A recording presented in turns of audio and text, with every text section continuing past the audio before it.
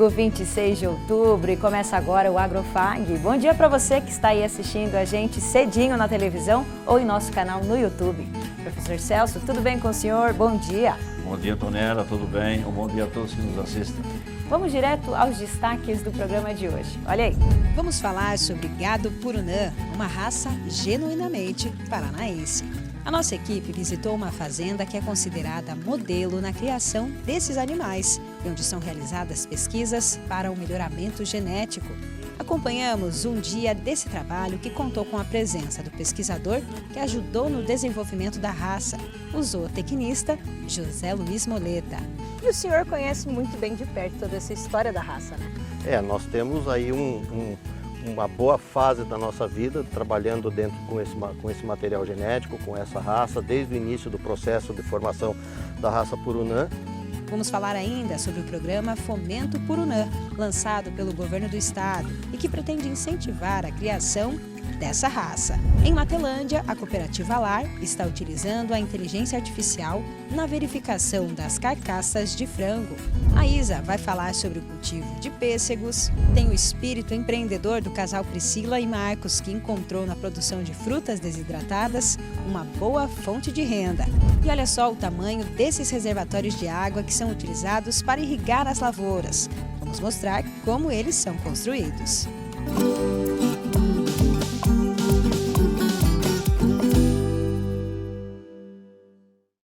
Começamos o programa falando sobre gado Purunã, uma raça 100% paranaense criada por pesquisadores do Instituto de Desenvolvimento Rural, o IDR. Em Cascavel, uma propriedade é considerada modelo na criação do Purunã e está sendo utilizada como campo de pesquisa para aprimorar ainda mais a raça. Acompanhe.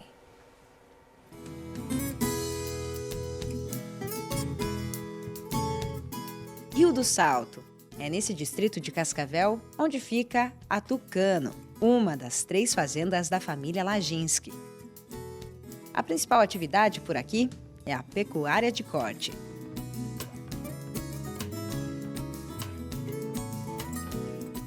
São 60 hectares com pasto à vontade para um rebanho de 210 animais. Uma das raças é a Purunã, com 90 cabeças. A raça Purunã foi desenvolvida pelo antigo Instituto IAPAR, hoje IDR Paraná, e é fruto de pesquisas desde a década de 80. Os animais carregam genes de 4 raças formadoras: Canchim, Caracu, Angus e Charolês, reunindo características como capacidade de adaptação em diferentes climas, alto rendimento de carcaça e maciez na carne. O Piotr é o responsável pela propriedade e conta que a criação dos Purunãs começou há 16 anos. Pra você ter uma ideia, quando meu pai começou a criar, ele foi pesquisar na literatura e na época a Embrapa desenvolvia o canchim. E ele foi pesquisando para ver a região, o que tinha de produção e tal. E quando depois que me formei, eu conheci o Purunã em Curitiba, nas feiras que tinha. E depois eu acabei fazendo uma crítica ao Purunã, ao IAPAR na época, que eu falava que o IAPAR só estava com o Purunã dentro da propriedade. E aí eles vieram conversar comigo e eu topei o desafio de introduzir o Purunã na propriedade. Eu comecei a fazer por absorção em cima de matrizes puras canchim, que fazem parte da raça, né? Em 2009.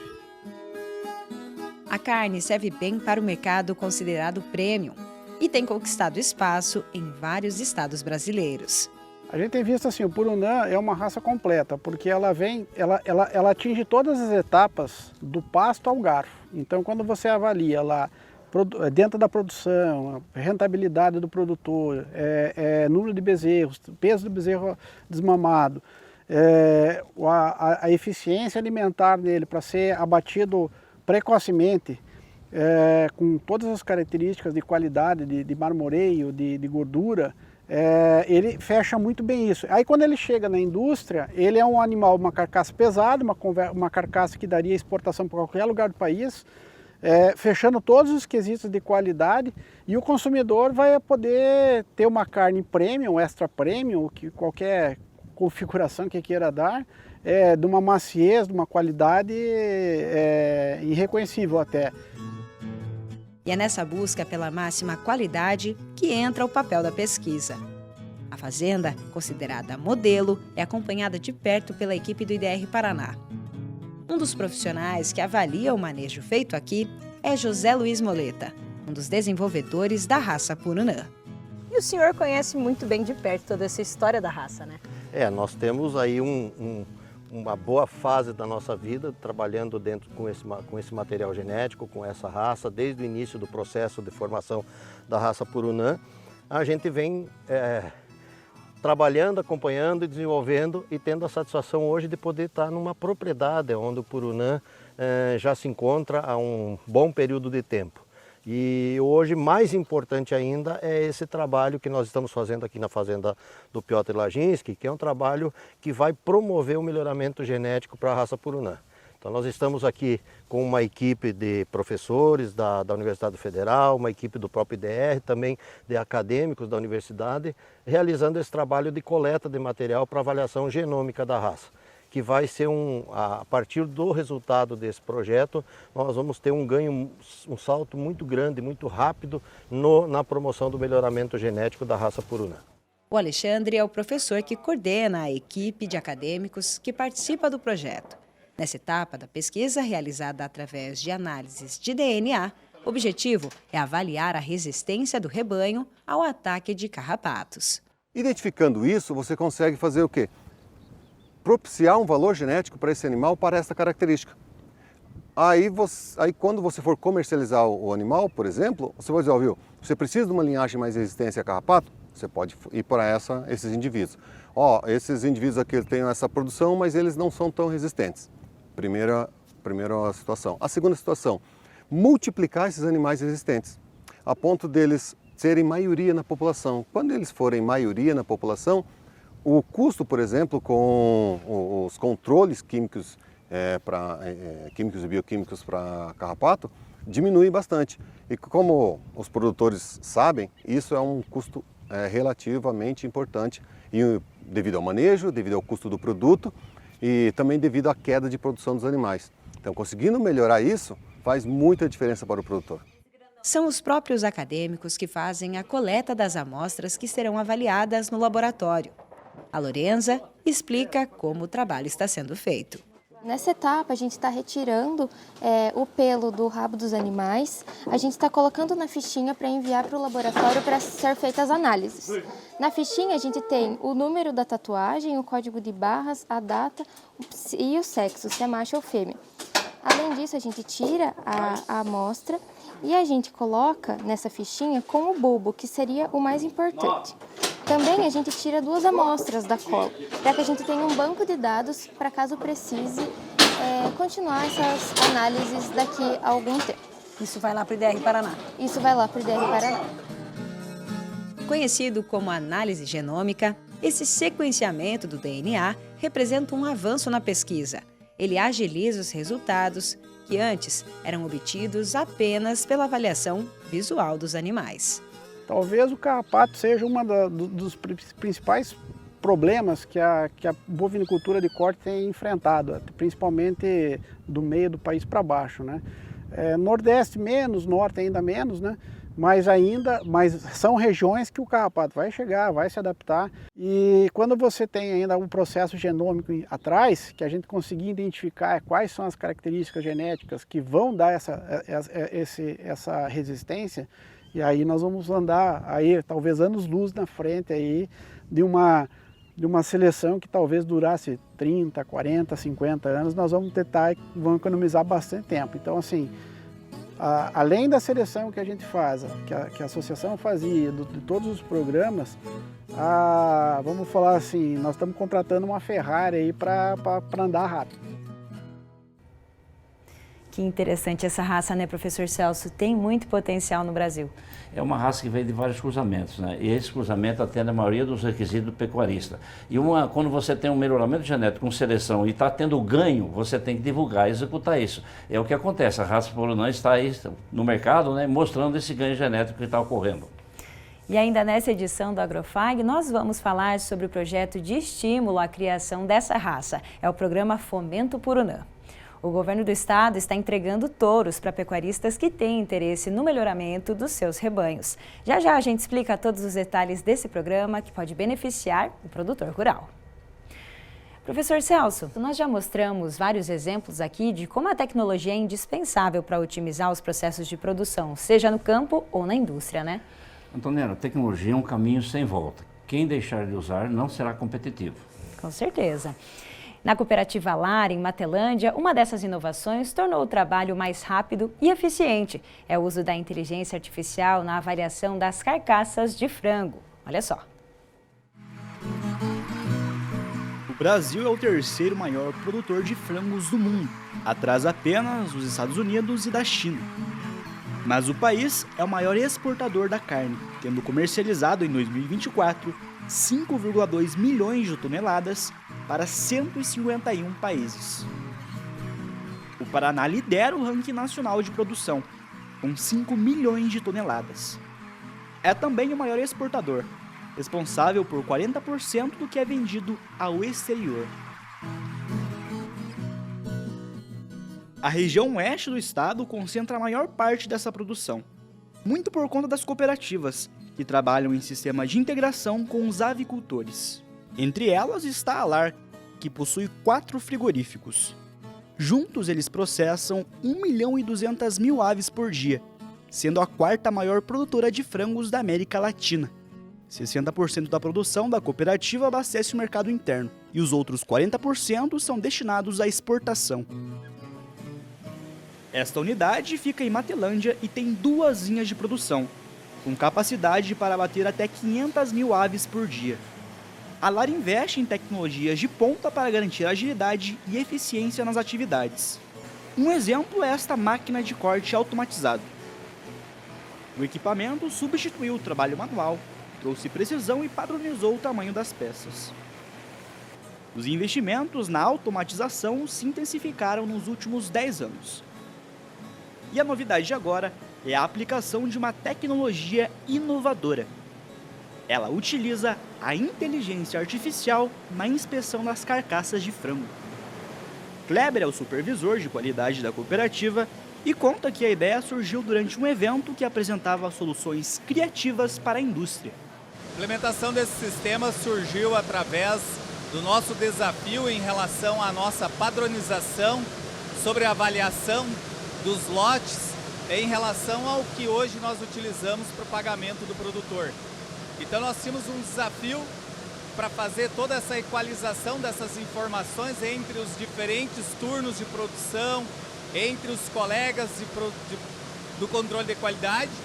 E aí, através de um evento de inovação aberta no Lar Centro de Eventos, nós encontramos uma startup que tinha uma solução semelhante, já aplicada no bovino, nas linhas de produção do boi.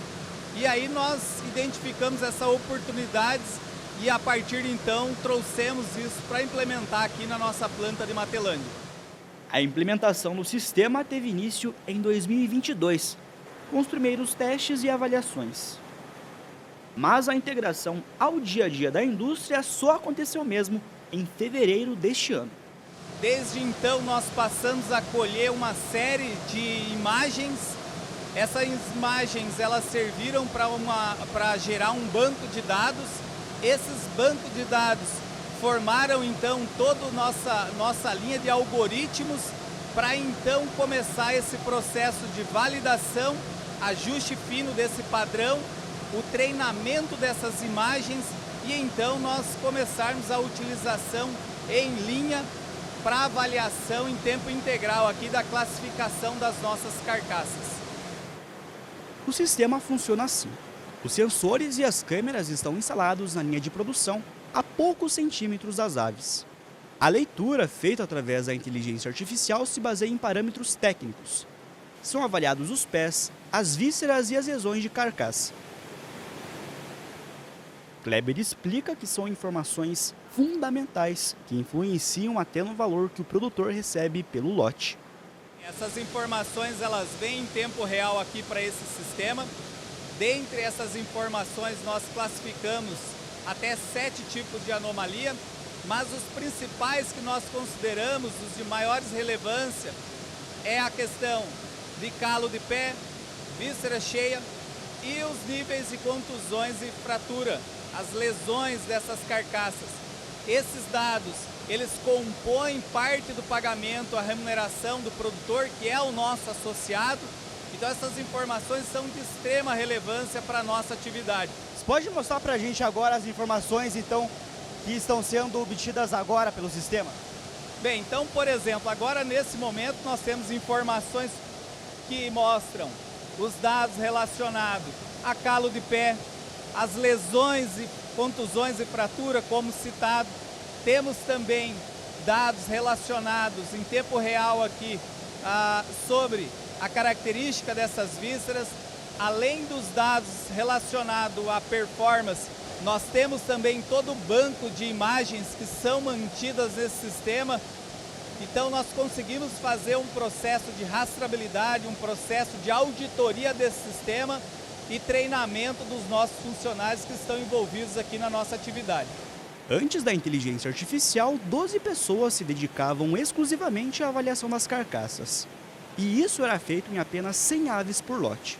Agora as câmeras e os sensores inspecionam todas elas e enviam as informações imediatamente para o sistema, permitindo ajustes operacionais na produção. Então, a partir dos dados que nós obtemos em tempo real, o nosso operador, por exemplo, que faz a regulagem, que faz a gestão do processo, ele consegue ter uma percepção mais rápida e mais assertiva. Então ele consegue fazer um ajuste mais fino desse processo. A gente consegue ter uma exatidão em relação à tomada de decisão. Antes, como dito, nós tínhamos uma amostragem. Hoje não. Como é 100% do lote, nós conseguimos ser mais rápidos em relação à adoção dessas medidas, a adoção desse ajuste de operação. A ideia agora é ampliar o uso da inteligência artificial para todas as unidades da cooperativa e começar a colher um outro fruto. Afinal, esse investimento na qualidade da produção pode abrir mais portas no mercado externo.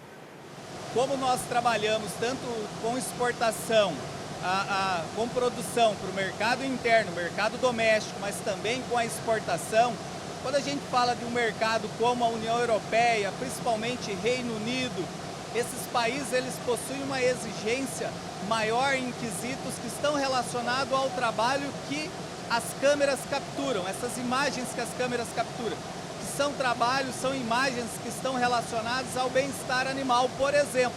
Então isso nos coloca numa competitividade maior, por conta que nós temos um controle em relação aos nossos KPIs, aos nossos indicadores de performance, com assertividade e adoção de medida muito mais rápido quando comparado com o sistema convencional. Tá aí, professor, mais uma inovação no processo produtivo, né? Em todo sistema produtivo, a inteligência artificial está auxiliando a tomar decisões, né? E está um exemplo claro na LAR, né? É isso aí, exatamente.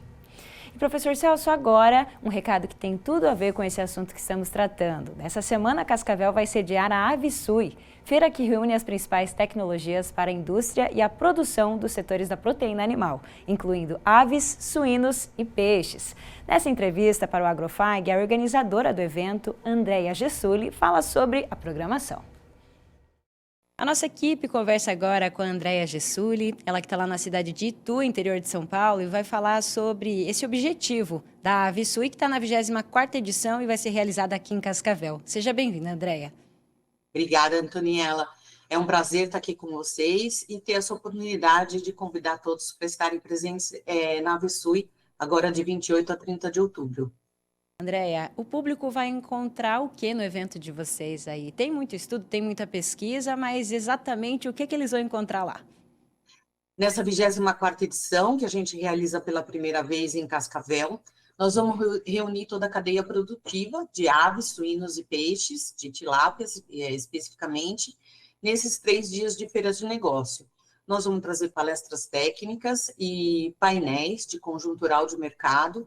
A programação combina o conteúdo científico, debates de mercado, experiência de gestão e destaca temas como biosseguridade, eficiência produtiva, sustentabilidade, vamos entrar em processamento, também processamento inteligente, e pela primeira vez a gente traz um painel de liderança feminina no agro, em parceria com grandes líderes femininas aí, trazendo sua experiência. A expectativa aí para o evento de vocês também, sendo realizado aqui no oeste do Paraná, né? Como é que está essa expectativa? É realmente unir todos esses elos do setor produtivo? Exatamente, a gente trata a cadeia toda, dentro e fora da porteira. Temos painéis como sanidade, Começa em Sanidade, hoje um tema de extremamente importância, em parceria com a ADAPAR, e vamos até o processamento dentro do frigorífico, com o processamento inteligente, uma parceria com a PPGVET também, que trata a qualidade da carne. Então, a gente está abordando a cadeia com todos os elos da produção de proteína animal. Exatamente. E quem pode participar desse evento? Como faz para participar também? A gente tem a entrada de produtor rural, ela é gratuita, com a doação de 1 quilo de alimento. A gente tem uma parceria com a Provopar, que é da cidade de Cascavel. Então, tem uma ação sustentável que a gente está realizando, essa é uma delas. A Vesui se enquadra em 4 itens dessas ações sustentáveis, uma delas é essa parceria que a gente tem, e a entrada é gratuita para o produtor rural. Para os profissionais da indústria que querem participar dos painéis e dos debates, é só fazer a inscrição pelo site, que é www.avesui.com, ou se inscrever na hora. Se cadastrando antes, tem um desconto, então é melhor fazer antes.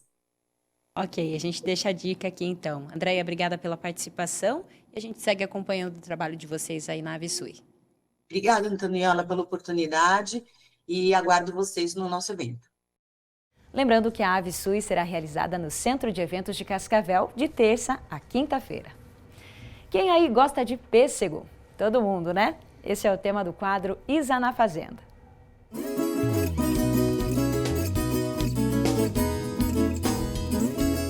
O pêssego é uma das frutas mais apreciadas no verão. De casca aveludada e aroma marcante, ele conquista tanto pelo sabor quanto pela versatilidade, já que pode ser consumido in natura, em compotas, sucos e doces. Originária da China, a fruta se adaptou bem ao Brasil, especialmente nas regiões de inverno mais rigorosos. O Rio Grande do Sul é o principal produtor nacional, seguido por São Paulo e Paraná. Isso porque a cultura precisa de um período de frio mais intenso para florescer e frutificar adequadamente, condição essencial para garantir boa produtividade e qualidade. Um dos pontos mais importantes é o florescimento, que ocorre no final do inverno e início da primavera. Após a floração, é feito o raleio dos frutos, retirando parte dos frutos ainda pequenos, deixando apenas uma quantidade ideal por ramo ou por planta. Prática essencial para garantir que o pessegueiro produza pêssegos maiores e com melhor qualidade. No campo, o cultivo do pessegueiro é dividido em 2 principais categorias: pêssegos de mesa, voltados para o consumo fresco, e pêssegos para a indústria, usados na fabricação de doces, geleias e caldas. Os pêssegos de mesa exigem maior cuidado e manejo mais intenso, com poda e raleio rigorosos, controle fitossanitário e colheita seletiva para garantir frutos grandes, firmes e visualmente atraentes, ideais para o consumo in natura. Já os pêssegos para a indústria são conduzidos com menor intensidade de manejo, priorizando quantidade e produtividade. O raleio é reduzido, a colheita costuma ser feita de uma só vez e pequenas imperfeições não interferem, já que os frutos serão processados. A colheita acontece entre outubro e janeiro, dependendo da variedade e da região. Aqui na Fazenda Escola, iniciamos nesta semana a colheita dos primeiros frutos da safra. Como é uma fruta bastante sensível, a colheita deve ser feita com cuidado, evitando danos na casca. O pêssego é uma cultura que responde muito bem a manejos precisos. O ponto ideal de colheita é determinante para o sucesso na comercialização. Quando o fruto é colhido antes do ponto, ele não completa a maturação adequada e perde sabor. Já quando é colhido tarde demais, fica mole, murcho e com maior incidência de danos mecânicos e fisiológicos. Por isso, o produtor deve observar a coloração da epiderme, a firmeza da polpa e o teor de açúcar como indicadores de maturação. Mesmo sendo uma fruta de clima temperado, o pêssego vem ganhando espaço em áreas de transição climática, com o uso de tecnologias agrícolas, irrigação controlada e variedades adaptadas. Esses avanços permitem que o cultivo se expanda e mantenha frutos de qualidade, mesmo fora das regiões tradicionalmente produtoras. Não deixem de acompanhar o Agrofag nas redes sociais. Nos vemos na semana que vem. Até lá! E se você quer participar com a gente do programa, esclarecendo dúvidas, enviando fotos e vídeos, compartilhando informações e novidades aí da sua região ou sugerindo assuntos para tratarmos aqui, entre em contato com a nossa equipe lá no WhatsApp. O número é o 45-3321-3970. Estamos em todas as redes sociais, no Instagram, TikTok, no YouTube e também no Facebook. Participe com a gente. Professor Celso, olha só essa imagem aqui na tela de um reservatório imenso de água que serve para irrigação de lavouras. A gente viu essa imagem lá no Instagram e ela realmente chamou muito a nossa atenção. E chama atenção mesmo, porque às vezes você, para fazer uma irrigação, você tem que pegar a água, coletar a água e já aplicar diretamente da irrigação. Em alguns locais você precisa fazer um depósito, ou um piscinão, vamos dizer assim, né? E esse tamanho vai depender da área planejada para irrigar, né? E dá para você ver claramente lá no fundo que tem 2 pivôs central, né? Tem 2 áreas mais verdes, né? E um redondo, né? Então o planejamento é de acordo com a área a ser irrigada, né? Mas é uma solução muito viável e lógica a se fazer. E esse cenário de cima impressiona mesmo, né? Ah, a vista aérea é sensacional. Isso mesmo. E o responsável por essas publicações é o Joelson Roche. O perfil dele no Instagram tem quase 350 mil seguidores. Nós conversamos com ele para saber mais sobre a construção desses reservatórios gigantes. Vamos ver.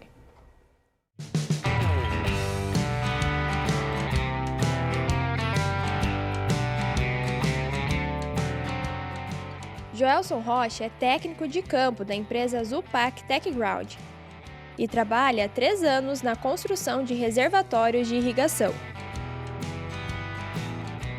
No dia a dia, ele acompanha de perto todas as etapas do processo, desde o estudo do solo até a aplicação final das geomembranas. Mantas responsáveis por garantir a impermeabilização e a durabilidade das estruturas.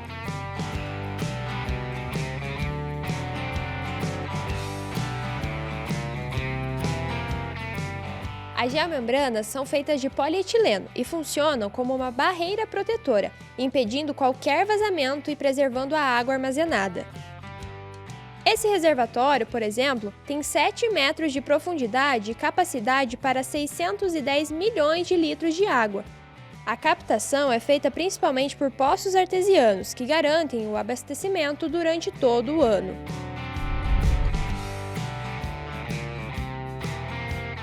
Tudo bem, Joelson?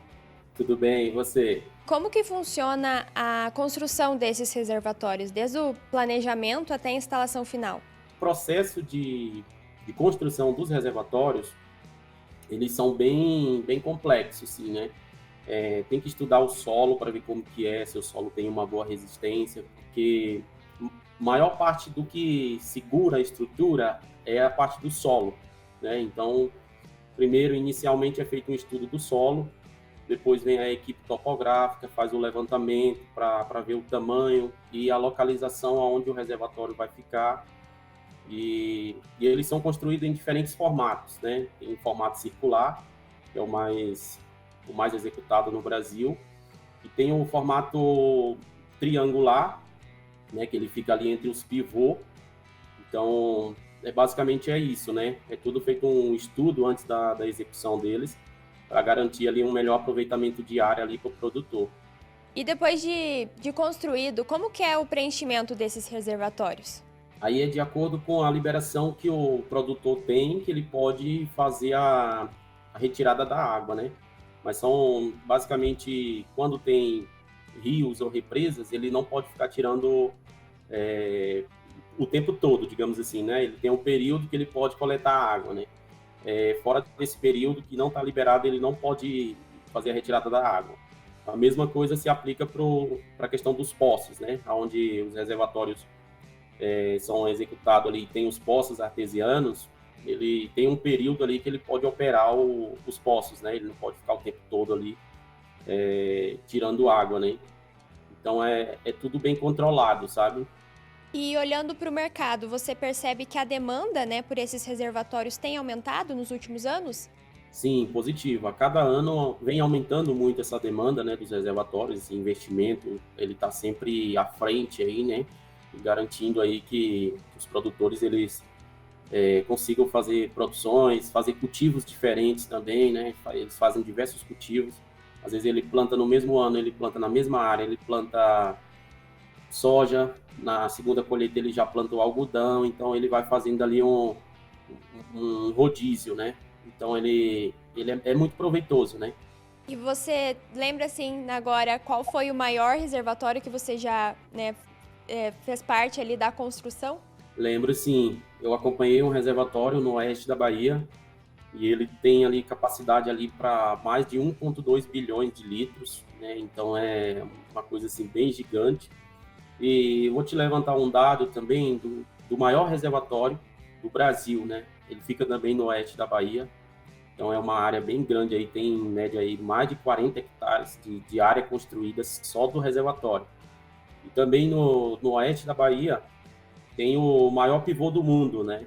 É uma área aí mais de 400 hectares com um pivô só, né? Então ele irriga aí, ele sozinho, mais de 400 hectares. Acho que é isso, então. Muito obrigada pela sua participação. Eu que agradeço pelo convite, tá? Estarei sempre à disposição, pode contar comigo aí para tirar qualquer dúvida.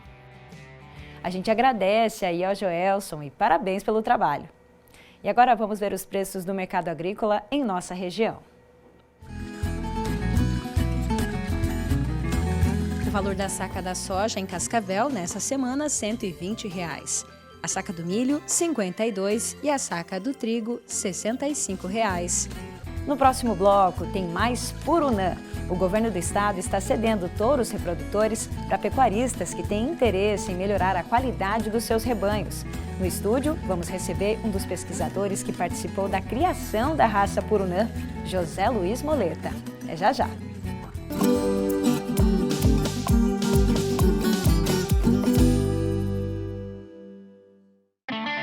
Prepare-se! Em novembro, educação, ciência, tecnologia e negócios se encontram no maior evento agro realizado por uma instituição de ensino no Brasil. Citiform FAG, 5ª edição. Mais de 60 expositores, leilões de animais, corrida noturna, atrações da cultura rural, premiações e seminários especiais. Venha participar! Citifarm FAG. Evoluir e transformar. Nosso agro realiza. E aí, Lili? Você tá sabendo da novidade que tá rolando por aí?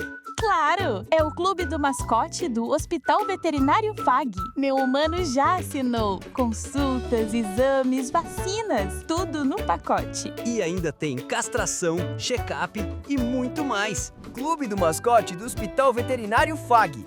Seu pet merece mais. Acesse clubedomascote.com.br.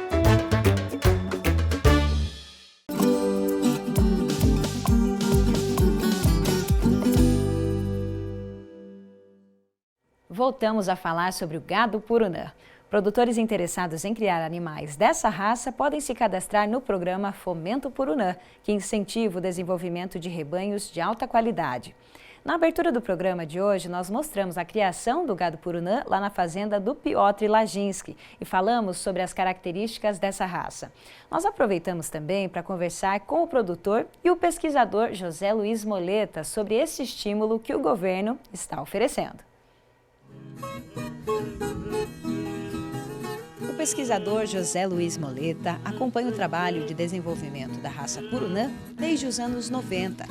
Todos os avanços conquistados desde então são considerados passos importantes para o melhoramento dos animais. O desafio agora é difundir a raça e ampliar o número de criadores. No início, quando a gente produzia o Purunã, a gente comercializava lá no IDR, né? Levava para as exposições, mostrava e comercializava.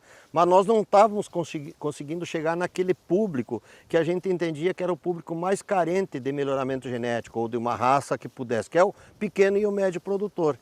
E o IAPAR, na época, nós pesquisadores, a gente tinha uma certa dificuldade de chegar, porque nós não tínhamos, assim, em todos os municípios, alguém do IDR, hoje IDR, né, que pudesse fazer esse meio campo. Então, quando aconteceu a fusão do IAPAR com a Emater, foi um grande ganho.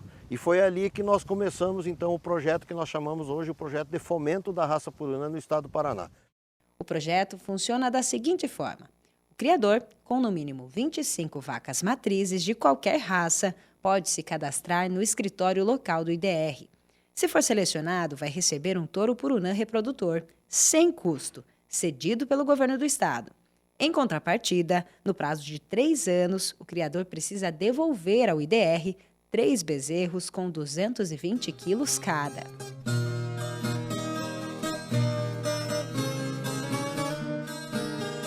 Aqui em Santa Teresa do Oeste, no polo de pesquisa do IDR Paraná, 10 touros estão sendo preparados para o projeto Fomento Purunã. Depois do desmame, quando atingem cerca de 7 a 8 meses de idade, esses animais são trazidos para o piquete separado. Aqui eles ficam até os 2 anos de idade e aí sim são direcionados aos produtores interessados em criar a raça no Paraná. O Clóvis é um dos técnicos do Instituto. Ele fala sobre as vantagens que o produtor pode ter a partir do cruzamento das vacas com os touros purunã. Um animal precoce, rústico, né, resistente, né, com bom acabamento de carcaça, com marmoreio, com os cortes de carne considerado prêmio, né. Então essa característica ele vai passar para os filhos dele, né, independente da matriz, no caso, a vaca que ele vai cobrir, no caso, né. O melhor casamento seria em cima de vacas azeboadas, pode ser Nelore, pode ser Tabapuã, né. Então só o fato dele usar esse casamento, ele já vai estar ganhando em torno de 30% em cima do rendimento da carcaça. Clóvis fez questão de mostrar de perto algumas das características de um touro reprodutor da raça purunã. Você pode observar, o purunã então é um animal extremamente dócil, um animal que bota grande volume de carcaça, o rendimento de carcaça dele, esse animal, por exemplo, assim, chega próximo a 59% de carcaça, um animal extremamente rústico. Os cortes de carne eles são considerados cortes nobres, né? A costela bem profunda, que é a parte do acém, a parte da picanha aqui, ó. Pode observar uma picanha, bem, a parte do traseiro, ó, bem desenvolvida no caso, né? A carne, qualidade de carne, apresenta gordura balanceada, com boa capacidade, capa de gordura no caso, né? E esse é o purunã, esse é o nosso, considerado o nosso fuscão, você vai em qualquer lugar. O programa de fomento à criação da raça purunã pode ser o início de uma nova etapa para a pecuária paranaense, principalmente para os pequenos e médios produtores rurais. É um fomento que não é como alguns programas que o produtor recebe de graça. Então não, ele tem o compromisso de pelo menos em 3 anos, ele tem o compromisso com a pesquisa e com a extensão de repassar as informações e fazer o pagamento do touro através de 3 bezerros de desmame com peso mínimo aí de 220 quilos. Então ele ganha, é o incentivo para ele iniciar o processo. Né? Muitas vezes é aquilo que eu falei, ele não teria condições de desembolso de adquirir um touro. Então ele recebe, mas depois ele tem o compromisso de devolver esse material através de bezerro para o estado. Se você pegar qualquer touro no Brasil, o aluguel de um touro no Brasil ele está em torno de 5 a 6 bezerros machos por ano. Então você imagina o presente que o governo está dando. Então é uma situação ímpar, né? Ele está recebendo um touro, claro que ele tem que, todas as características, os deveres, ele tem que fazer todas as anotações, encaminhar, porque a gente quer ver se ele teve melhoria ou não, né? Tem que ter esse retorno para o Estado. Mas se você comparar o preço de um touro comercial hoje ao que está sendo feito, é praticamente nada. Então, assim, é um grande incentivo, claro, não são todos os produtores que vão ter, são alguns, né? Mas que tem um potencial de melhoria de rebanhos do estado gigantesco.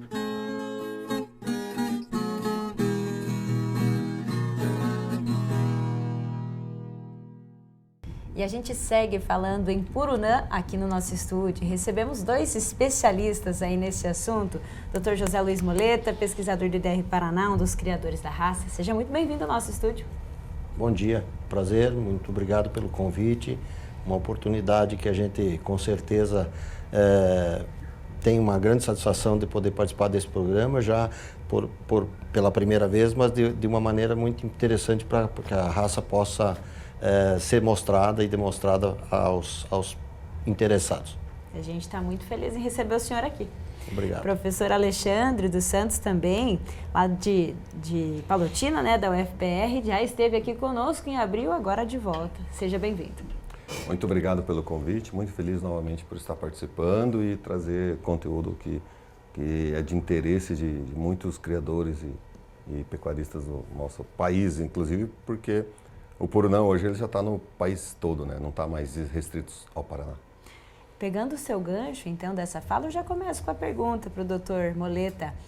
O Purunã representa oportunidade para o Brasil? Sim, com certeza, né? É uma raça nova que, pelas características e pelo contexto onde ela foi estabelecida dentro da sua produção, é uma raça que tem grandes potenciais, grandes possibilidades de ser utilizada a nível de rebanho nacional. Por quê? Porque é uma raça que apresenta como característica uma grande capacidade de adaptação, uma raça que agrega na sua composição várias características que podem contribuir para a pecuária nacional. E também a gente tem hoje já a experiência, né, de algumas propriedades que já estão utilizando o Purunã, além da região do Centro-Sul, onde era o propósito da formação da raça, mas a nível de Paraná, norte do Paraná, em regiões com bastante dificuldade de criação. Mas melhor do que isso ainda, nós temos hoje rebanhos, por exemplo, no Maranhão, no Piauí, no Mato Grosso do Sul, e um rebanho que já tem um grande destaque é lá em Sapezal, no Mato Grosso, uma região de temperatura bastante mais dificultosa, principalmente para as raças europeias, e com um bom resultado de produção. Então nós podemos dizer assim que o Purunã não é mais uma raça apenas paranaense, ela é uma raça que tem um potencial enorme e ainda mais com o melhoramento que está sendo proposto para ser utilizada a nível nacional, sem dúvida alguma.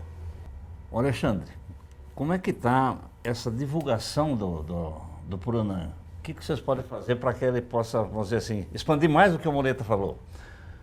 A divulgação, acredito que tenha que ser mais na parte de multiplicação, né? Conseguir multiplicar esses animais para ele poder ir em diversas áreas e regiões e começar a aparecer mais, né? Porque potencial ela tem, né? Tenho vários registros de pessoas que adquirem os animais Purunã e quando eles colocam em confinamento, eles falam, não, ele tem ótimo desempenho, cresce bem, vem bem, mas nós não temos volume.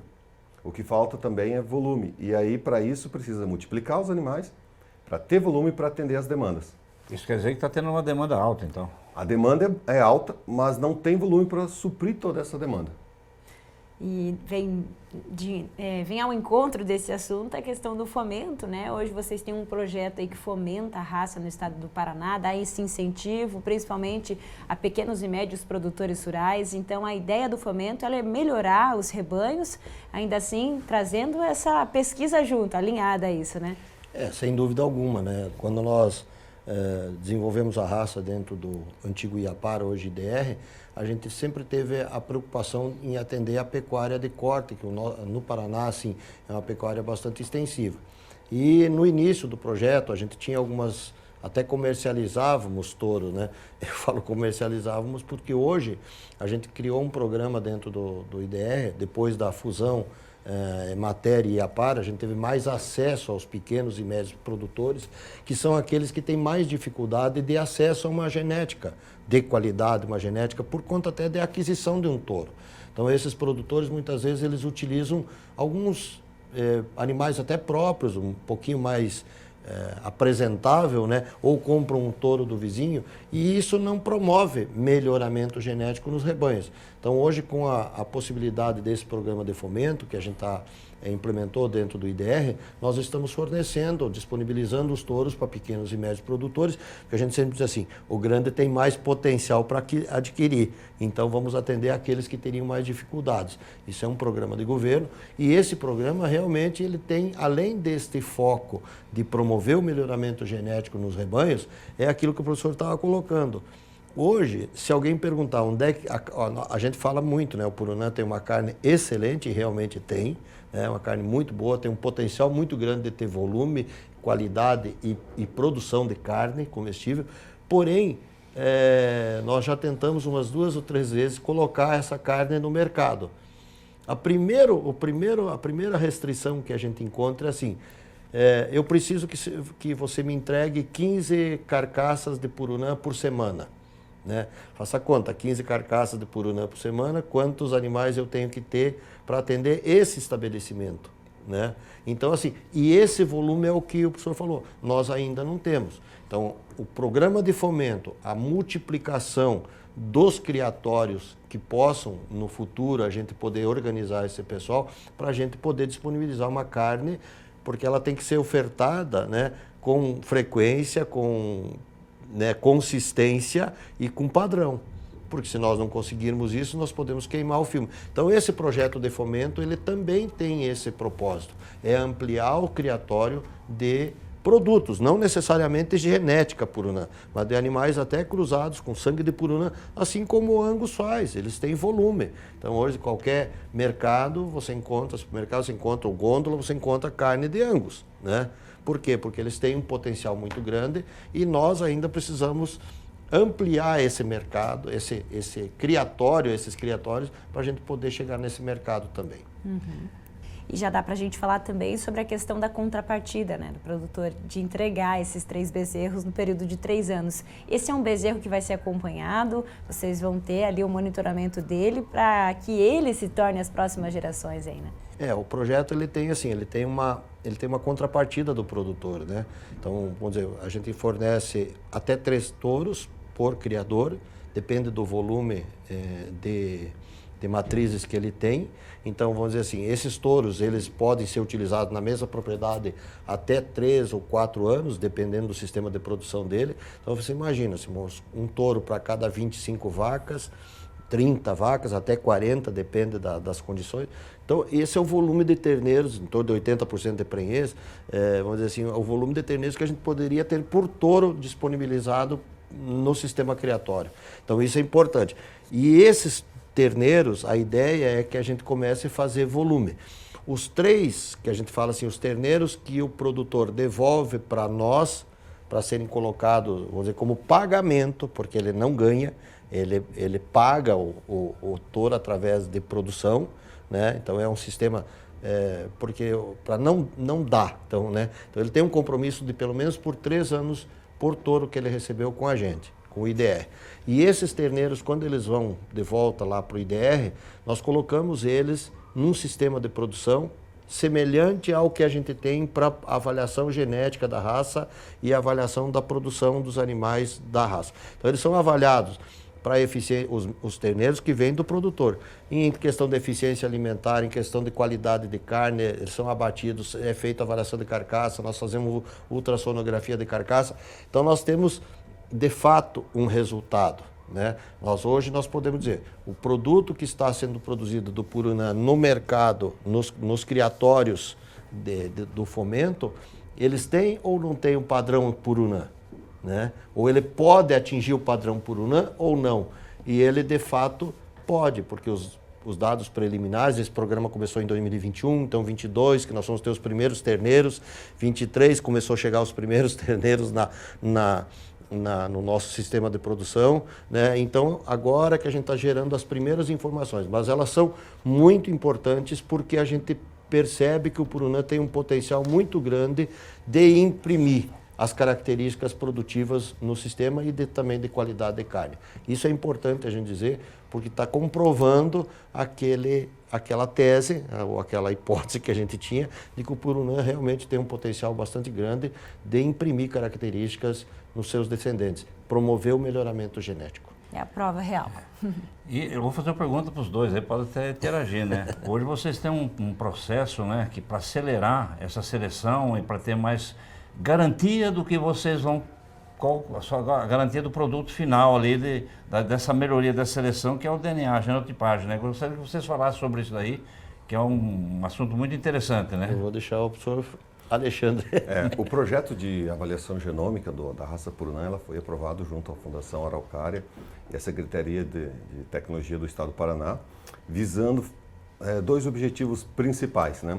O primeiro objetivo, né, é fazer a avaliação genética e identificação de genes de animais resistentes para carrapato, né, que é um apelo comercial muito grande, né, principalmente dos produtores, devido a custos que tem para controle, né, dessa enfermidade. E o segundo é fazer a avaliação genômica para a escolha dos melhores reprodutores com base no DNA e no desempenho, nas características de desempenho. Ranqueando esses reprodutores e ranqueando machos e fêmeas reprodutores com o objetivo depois multiplicá-los, né? E quando você faz isso, você possibilita uma pressão de seleção muito alta.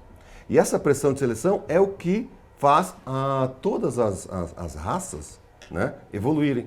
Caso contrário, se você imprime uma pressão de seleção baixa, a evolução é muito pequena e em muitos casos ocorre depressão de produção, que a gente chama de depressão endogâmica. Professor Alexandre, doutor Moleta, nosso tempo é curto aqui, se deixasse. A gente queria ficar conversando, né, por horas aqui sobre o Purunã. Mas a gente, assim, quer seguir acompanhando esse trabalho de vocês no melhoramento genético. A gente quer ver Purunã em todos os estados do Brasil. E agradecemos aqui por todas as informações que vocês trouxeram para a gente. Vamos seguir, né, professor? Sempre de olho aí na nossa raça paranaense. E sempre temos notícias, sempre estamos olhando o que está acontecendo. Qualquer coisa, vocês voltam aqui de novo. Exatamente. Okay. Doutor Moleta, obrigada por estar aqui com a gente. Nós aqui agradecemos o convite e essa oportunidade para nós é sempre muito importante, principalmente por falar em nome do IDR, né, o Instituto de Desenvolvimento Rural do Paraná, onde essa raça foi desenvolvida. Então é um órgão, eu gosto sempre ao finalizar minhas apresentações, fazer esse destaque muito importante, né, porque é um produto do Paraná. É uma raça que foi desenvolvida por um instituto público, não existe, vamos dizer assim, outra instituição pública estadual que tenha uma raça de gado de corte registrada no Ministério da Agricultura.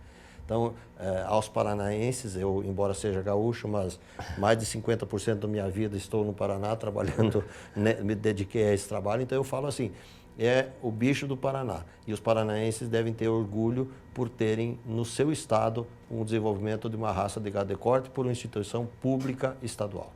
Obrigado pelo convite e com certeza talvez teremos outras oportunidades de trazer mais novidades para todos. Com certeza, vamos sim.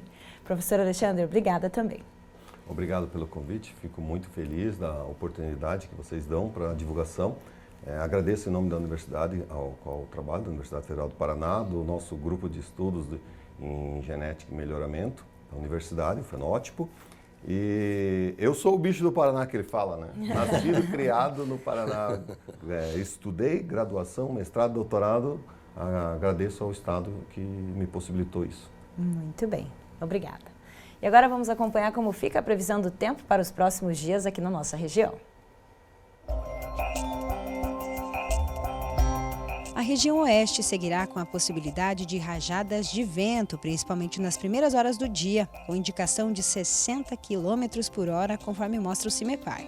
Em Cascavel, tem chuva prevista hoje e deve acumular 17 milímetros. As temperaturas variam dos 19 aos 25 graus. Na segunda, o volume é quase o dobro, 32 milímetros, e as temperaturas ficam entre 18 e 25. Na terça, segue com chuva concentrada de 20 milímetros esperados. As temperaturas ficam entre 18 e 23 graus. Já na quarta, é esperado sol entre nuvens, com termômetros oscilando entre 16 e 21 graus. Em Guaíra também tem chuva esperada para a semana. E uma informação divulgada pelo CIMEPAR é de que até o dia 23 de outubro, a cidade já tinha ultrapassado a média histórica do mês, com 190 milímetros de chuva. Portanto, essa semana a média vai subir.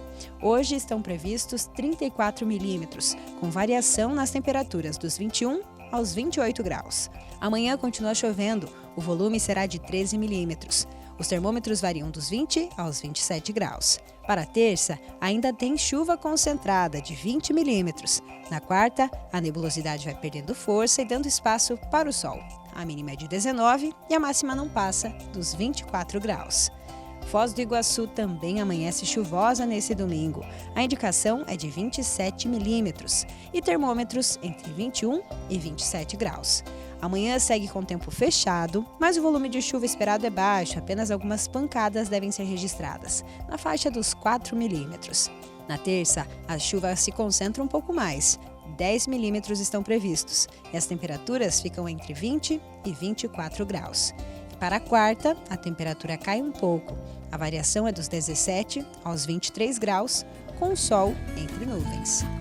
Depois do intervalo, o espírito empreendedor do casal Priscila e Marcos, que encontrou na produção de frutas desidratadas uma boa fonte de renda. É daqui a pouco.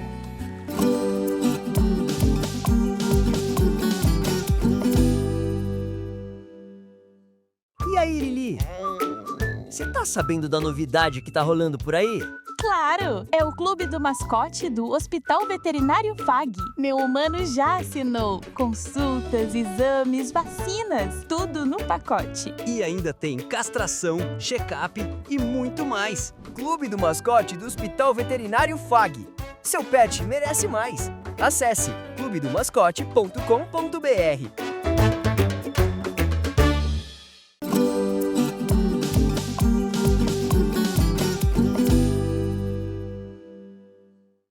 Há 2 anos, o Agrofag visitou uma empresa de Cascavel que comercializa frutas desidratadas. Essa semana, a nossa equipe voltou até lá para mostrar que a produção dobrou e que os pedidos agora são enviados para todo o Brasil. Confira.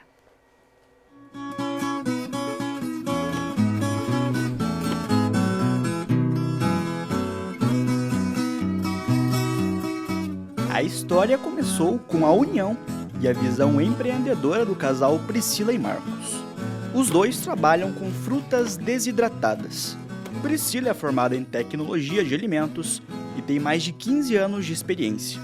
Em 2020, ela percebeu no setor uma oportunidade para ampliar a renda. Primeiramente, a gente estudou o mercado. Nós iniciamos a empresa com o objetivo de atender lojistas. Só que no decorrer, a gente acabou vendo que o nosso volume, a nossa necessidade era principalmente para aquele empreendedor que busca um insumo com qualidade diferenciada, aquele empreendedor que fabrica o bolo, que decora aquele bolo, que traz um diferencial, que traz essa memória afetiva para o cliente, aquele empreendedor que fabrica sabonetes artesanais, que faz eventos, que traz essa qualidade diferenciada. Priscila faz a gestão dos preços, atende os clientes, cuida da parte burocrática e ajuda o marido com a produção.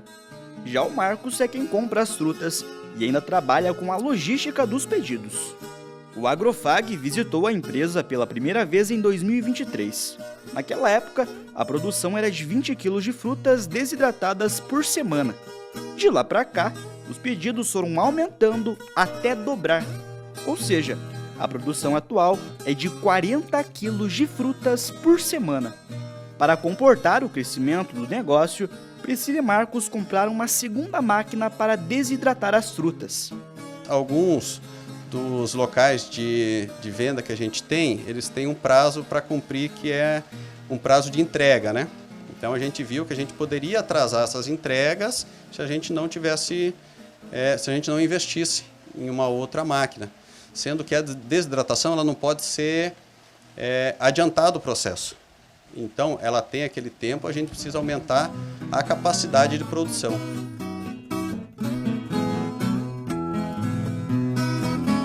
No começo, os pedidos eram destinados principalmente aos estabelecimentos da região. Mas a ideia do casal sempre foi investir no e-commerce, ou seja, no comércio pela internet. E hoje as vendas se expandiram para todo o país. Priscila e Marcos conseguiram recuperar o investimento em equipamentos já no primeiro ano de operação. E a Priscila conta que é justamente neste período do ano que as vendas disparam.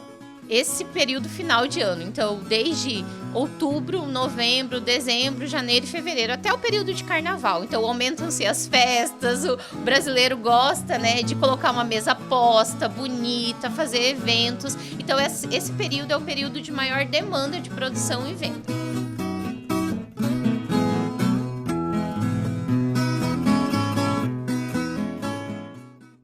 Confira agora os preços das proteínas animais no agromercado.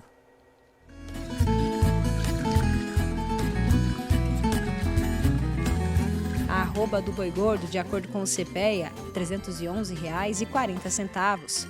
O quilo do suíno, R$ 6,64 e o quilo do frango, R$ 4,45. Está na hora do quadro Redes Sociais e aqui a gente mostra as fotos que vocês, nossos queridos amigos do Agrofag, mandaram para a gente ao longo dessa semana. E olha só, entre quarta e quinta-feira dessa semana foi realizado o Congresso Nacional das Mulheres do Agronegócio. É um evento super parceiro nosso aqui, reforçando aí essa participação feminina no campo tão indispensável, né? E a gente recebeu uma foto das nossas telespectadoras falando aí desse bem-estar animal, caminhos para a saúde do negócio, certo? Olha essa foto, que coisa mais linda. Pôr do sol sempre lindo, né? Sempre. Quem fez ela foi o Celso, ele que é do IDR Paraná, e ele registrou esse belo pôr do sol, professor Celso, lá em Nova Olímpia, aqui no Paraná, e mandou para a nossa equipe. Que beleza, né? Pôr do sol sempre lindo. Registros aí que valem muito a pena a gente mostrar aqui no programa. Então, olha só, a gente tem agora as fotos do Lauri Camana, ele é produtor rural em Matelândia, mandou um pouquinho aí do desenvolvimento da soja lá na propriedade dele. Essa primeira foto mais no início desse desenvolvimento vegetativo e essa aqui, a soja um pouco mais crescida, a planta. Muito bem, obrigada, Lauri. Agora vamos para as indicações dos nossos eventos aqui. Olha só, na próxima quinta-feira, então 30 de outubro, será realizado aí o Encontro Regional de Piscicultura do Sudoeste. Desafios e tecnologia na produção de tilápia será o tema desse encontro. Então vai ser lá em Nova Prata do Iguaçu, Piscicultura Belé. É o espaço onde vai ser realizado então esse encontro. Fica o convite aí, uma participação do IDR Paraná, né, com aí produtores lá de Nova Prata do Iguaçu. Temos também, na próxima quinta-feira e na sexta, o 2º Congresso da Academia Brasileira de Ciência Agronômica. Esse evento será realizado, uma parte dele será realizada aqui no Centro FAG, conta com vários apoiadores. A Academia Brasileira de Ciência Agronômica está sempre muito preocupada com a sustentabilidade, inovação, cooperação, então vai ser um evento bem interessante, bem legal. Isso aí, dado o recado. E aí, falando em cooperação, né, nós também temos essa indicação aqui de um evento que trata dos impactos dos agrotóxicos na Amazônia e as mudanças climáticas. Um evento online e também presencial, então híbrido, né, lá promovido pelo Ministério Público do Estado do Pará, falando sobre esse diálogo preparatório para a COP30. Isso aí, com essa notícia que a gente encerra aqui nas nossas redes sociais. Professor Celso, obrigada pela parceria de sempre e até o próximo Agrofag. Até o próximo Agrofag. Até lá, pessoal. Tchau. Tchau, tchau, pessoal. Uma boa semana a todos. A gente se vê no domingo que vem. Até lá.